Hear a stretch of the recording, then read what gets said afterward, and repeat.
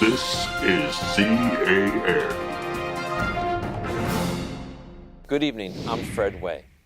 Here in the year 2079, it's hard to imagine a time when everyday items such as flying cars and the new 2079 iPhone didn't exist. But there are many things commonplace today that we just simply take for granted. If your grandparents are still alive, go into the living room, wake them up, they're dying, and ask them about a time when canned wines didn't exist, when all wine came in glass bottles. Glass bottles. Tonight, a special report on canned wines and how they helped to shape a generation.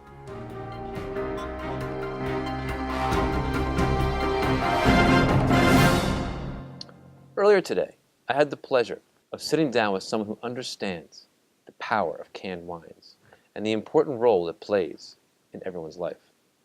In the spirits industry, his family name goes back generations, and he was practically raised in aluminum. Max Leventhal III, owner of Fedway Associates. Max Leventhal III, thank you so much for joining us today. It's my pleasure, Fred Way. Talk to me about your grandfather. The great Max Leventhal. When did he know canned wines were the future?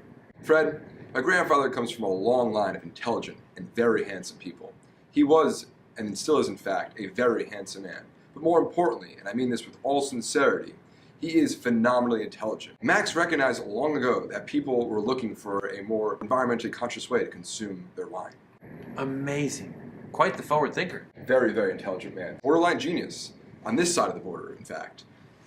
This is not genius. This is genius. He took a test, and the test put him on this side of the border. Truly amazing. Talk to me about Oregon.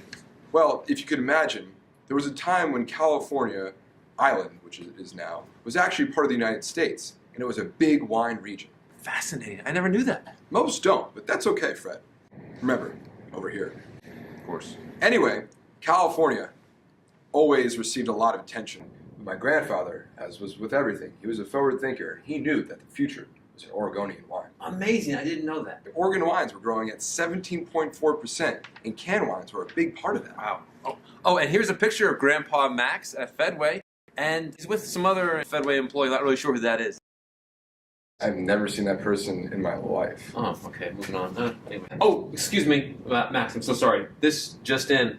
The New York Knicks have just won their 46th championship in a row. I mean, that has to be some kind of record, right? Go New York Knicks. We're going to go live to MSG right now. We'll take you Yes, live. we did it! Woo!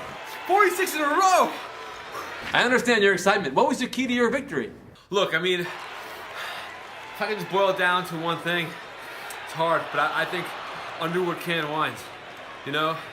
It's just a convenience and it's portable. 45 years ago, we switched out Gatorade for canned wines, and we just keep winning. I can't believe it! 46 in a row! Underwood! That's just excellent. And a great segue back to Max. What can I say? I know how to pick winners. Like Grandpa Max in Underwood. You got that right, Fred Way. I gotta tell you something, Max Leventhal III. It was my absolute pleasure to have you here today. It really has been all your pleasure. Thank you. A fascinating man. Well, this just about wraps up our special report on canned wines. I'd just like to conclude. Imagine you're a Fedway sales rep and the year is 2019. And you've just been appointed Underwood Canned Wines as an exclusive. Knowing what you know now in the year 2079, wouldn't you say, and I'm dating myself here, your future looks so bright, you gotta wear shades? Thank you for joining us this evening. And now back to Survivor 82, California Island. It's Survivor.